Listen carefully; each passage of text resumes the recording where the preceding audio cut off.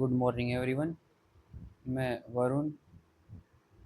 मैं आज से मतलब अभी अभी जैसे एक सेशन शुरू करने जा रहा हूँ और सेशन ये पूरा रहेगा हमारा साइंस के ऊपर। ठीक है, साइंस में मैं तीनों करवाऊँगा, बायोलॉजी, फिजिक्स और केमिस्ट्री। ठीक है, और जनरल साइंस भी करवाऊँगा। ये जो तीनों रहेंगे ना, ये रहेंगे कॉम्पिटिटिव एग्ज़ाम से रिलेटेड।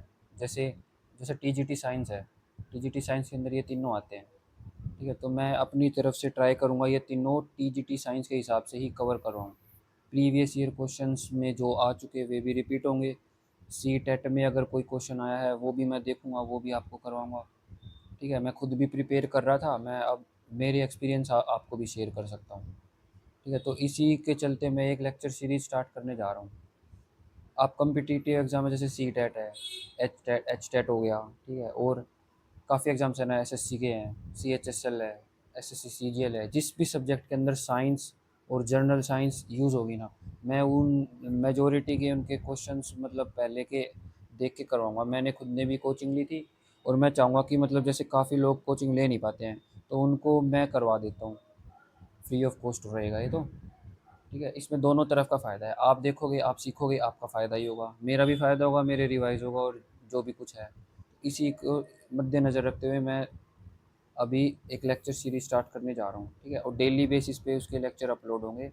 ज़्यादा बड़ा लेक्चर लूँगा नहीं, जितना करवाऊँगा उतना बेस्ट तरीके से करवाने की ट्राई करूँगा।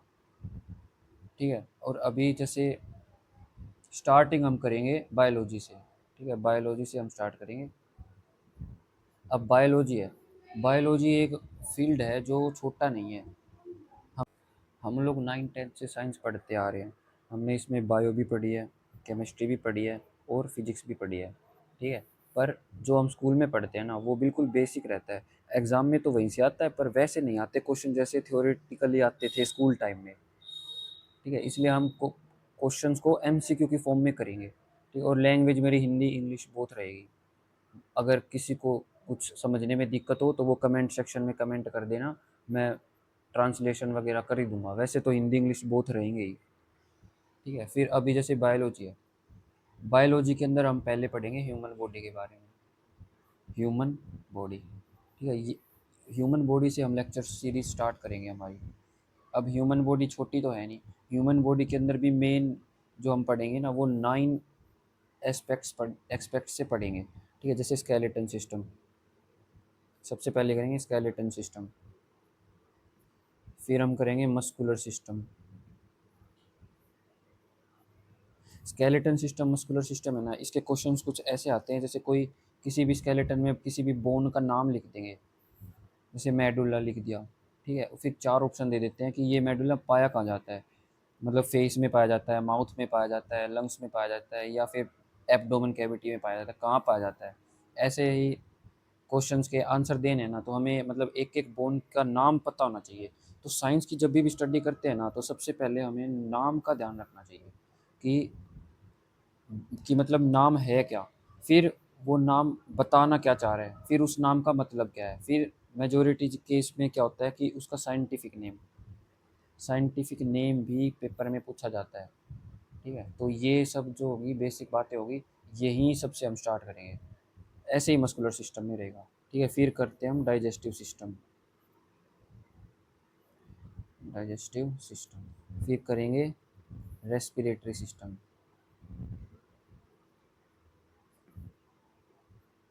इसके बाद करते हैं एक्सक्रिएटरी सिस्टम। फिर हम करेंगे ब्लड सर्कुलेटरी सिस्टम।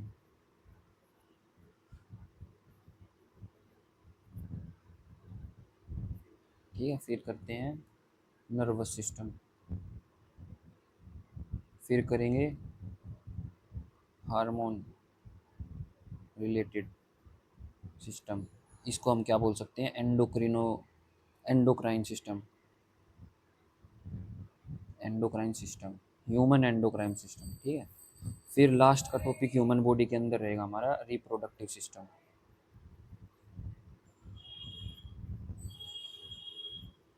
तो ये सब टॉपिक्स जो हैं ये हमारे ह्यूमन बॉडी के अंदर आ जाएंगे।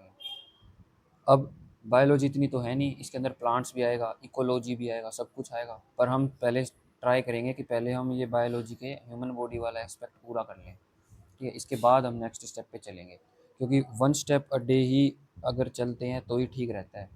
रश करने की ज़रूरत नहीं है। ये मत सोचना कि हम आज लग गए, कल पेपर दे देंगे, परसों हमारा रिजल्ट रिजल्ट आ जाएगा और नेक्स्ट डे से हमारी मतलब पेमेंट आनी शुरू हो जाए, ऐसे नहीं होता है। थोड़ा पेशेंस रखना पड़ेगा। ठीक है, अच्छे से करेंगे, जितना हो सकता है उतनी डीप जाएंगे। डीप जाने का फ़ायदा क्या है कि जैसे जितना सबको आता है उतना ही करने का तो फ़ायदा क्या है। जितना सबको आता है ना उतना कर लिया तो आप तो पास भी नहीं होगे, क्योंकि उतना तो सबको ही आता है। थोड़ा अलग करना पड़ेगा, थोड़ा हटके करना पड़ेगा, थोड़ा डीप करना पड़ेगा, तभी तो उसका फ़ायदा है। इसलिए हम थोड़ा डीप जाएंगे। तो आज तो बस मैं इंट्रो ही दूंगा, कल से हम स्टार्ट करेंगे स्केलेटन सिस्टम। ठीक है, पहला टॉपिक हमारा स्केलेटन सिस्टम रहेगा।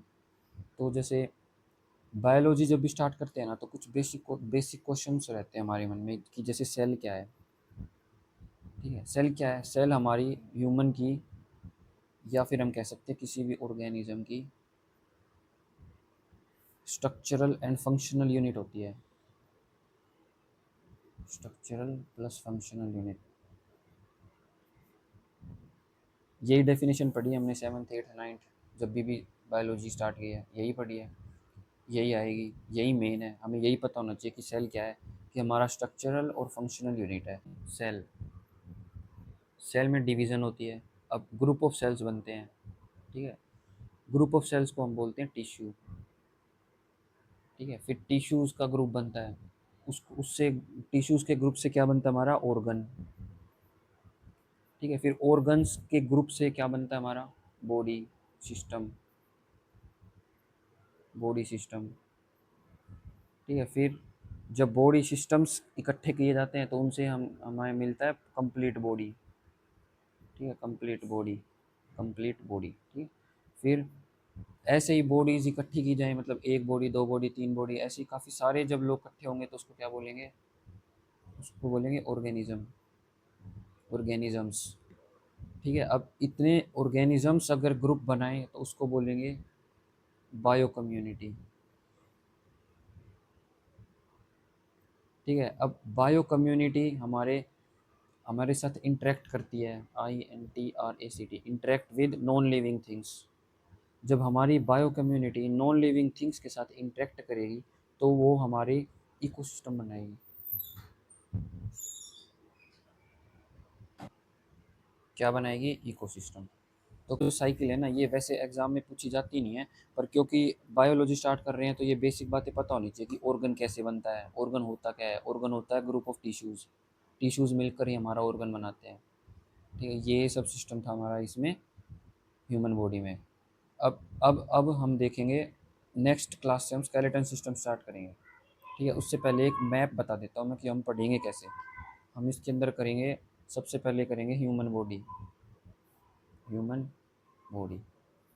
ठीक है, ह्यूमन बॉडी में हम स्केलेटन सिस्टम स्टार्ट करेंगे। स्केलेटन सिस्टम स्टार्ट करेंगे लेक्चर 2 से। ठीक है, जब ये स्केलेटन सिस्टम ख़त्म हो जाएगा, ह्यूमन बॉडी ख़त्म हो जाएगा, उसके बाद हम पढ़ेंगे ह्यूमन डिजीज़ के बारे में। ह्यूमन, देखो आज का जो टाइम चल रहा है ना, डिजीज़ काफ़ी सारी हो रखी हैं, इसलिए अगर बेसिक डिजीज़ का पता हो तो वो हमारे लिए ही फ़ायदेमंद है, हमारे लिए ही बेनिफिशियल है वो। और ये बेनिफिट दो तरह से कर रहा है, एक तो हमें डिजीज़ के बारे में पता चलेगा, हम प्रिकॉशंस कर पाएंगे। दूसरा हमारे एग्ज़ाम पॉइंट ऑफ व्यू से भी इम्पोर्टेंट है। कुछ मतलब लगभग 10 से 15 डिजीज़ ऐसी हैं जो लगभग हर बार पूछी जाती हैं। जैसे पिछले पिछले साल एचटेट में भी पूछा गया था डिजीज़ के बारे में, एसएससी के एग्ज़ाम्स में भी पूछा जाता है, सीएचएसएल में भी पूछा जाता है, मतलब काफ़ी एग्ज़ाम्स हैं जिनके अंदर ह्यूमन डिजीज़ के बारे में पूछा जाता है। उसके बाद हम थोड़ा न्यूट्रिशंस के बारे में पढ़ेंगे। तो न्यूट्रिशंस के बारे में पता होना भी बहुत ज़रूरी होता है कि हमें कार्ब्स कहाँ से मिलते हैं, किससे मिलते हैं, और मिनरल्स हमारे बॉडी में आते हैं तो वो स्टोर कहाँ होते हैं। काफ़ी सारे मिनरल्स तो हमारे बोन्स में ही स्टोर हो जाते हैं, कुछ विटामिन हमारे बोन्स में स्टोर होते हैं, कुछ हमारे विटामिन स्टोर ही नहीं होते। जैसे विटामिन सी है, विटामिन सी हमारा कभी स्टोर ही नहीं होता, हम सुबह इनटेक करते हैं और वो नेक्स्ट डे तक वो हमारा निकल जाता है शरीर से बाहर। जितना शरीर को ज़रूरत होती है बॉडी नीड के हिसाब से वो उतना एब्जॉर्ब कर लेता है, बाकी सारा निकल जाता है। तो ऐसे ही न्यूट्रिशंस के बारे में पढ़ेंगे। फिर हम पढ़ेंगे साइटोलॉजी। ठीक है। साइटोलॉजी को हम बोल सकते हैं कोशिका विज्ञान, कोशिका विज्ञान। ठीक है, साइटोलॉजी मतलब साइटोलॉजी पढ़ेंगे। फिर लास्ट में हम पढ़ेंगे बायोलॉजी का मतलब ये ही है बायोलॉजी के मेन एस्पेक्ट्स। और इनमें जब लास्ट पार्ट पढ़ेंगे वो होगा प्लांट्स के बारे में, प्लांट्स मॉर्फोलॉजी एंड एनाटॉमी। ठीक है, ये सब हमारा रोड मैप रहेगा। स्टार्ट करते हैं इससे। कंटिन्यू बने रहना, क्योंकि कंटिन्यूटी टूटेगी तभी हम पिछड़ते हैं। अगर हमें इसके समाज के साथ साथ चलना है ना, तो हमें दो चीज़ें चाहिए, एक तो जॉब चाहिए और एक डिसिप्लिन चाहिए। अब डिसिप्लिन होगा तभी जॉब मिलेगी। ठीक है, ऐसी जॉब हर किसी को नहीं मिलती है, ऐसे प्राइवेट जॉब तो कोई भी कर लेगा। ठीक है, बिजनेस वगैरह है उसके लिए भी हमें हैवी माइंड चाहिए। हैवी माइंड के लिए हमें माइंड की प्रैक्टिस करनी पड़ेगी, माइंड को ट्रेन करना पड़ेगा। माइंड भी तो मसल ही है ना एक। ठीक है, इसलिए इसको भी ट्रेन करना पड़ेगा। ट्रेन करने करेंगे तो ट्रेन करने के लिए हमें पढ़ना पड़ेगा। पढ़ने से ही सब कुछ होगा, पढ़ेंगे तभी हमारी जॉब मिलेगी, तभी हमारी पेमेंट शुरू होगी, तभी हमारी इनकम स्टार्ट होगी। ऐसे हाथ पे हाथ रखने से तो कुछ होगा नहीं, और ऐसे जल्दबाजी करने से कुछ भी नहीं होगा। पेशेंस रखना पड़ेगा। एक बार में एक लेक्चर करेंगे, उस लेक्चर को घर मतलब अभी देखने के बाद उसको रिवाइज़ करो, चाहे वो 10 मिनट का हो, 20 मिनट का हो। मैक्सिमम मैं 25 से 30 मिनट का ही लूँगा लेक्चर, क्योंकि इससे ज़्यादा फिर जैसे काफ़ी सारे बच्चे ऐसे हैं जिनको बेसिक लेवल का भी आता नहीं है। ठीक है, तो बेसिक से लेके एडवांस तक सबको साथ लेकर चलना पड़ेगा। अब साथ लेकर चलना पड़ेगा तो किसी के लिए वो फास्ट होगा, किसी के लिए वो स्लो भी होगा। अब स्लो है तो प्लीज़ थोड़ा 2x करके देख लेना, क्योंकि बात मैं नहीं चाहूँगा कि एक भी बात मिस हो। इसलिए अपनी तरफ से तो फुल कोशिश करूँगा, 100% देने की ट्राई करेंगे। आपके ऊपर डिपेंड है कि आप कितना साथ देते हैं। ठीक है, क्योंकि मैं आपके अकॉर्डिंग ही चलना चाहूँगा, मेरे अकॉर्डिंग फ़िलहाल नहीं चलना चाहूँगा, क्योंकि अभी बायोलॉजी है।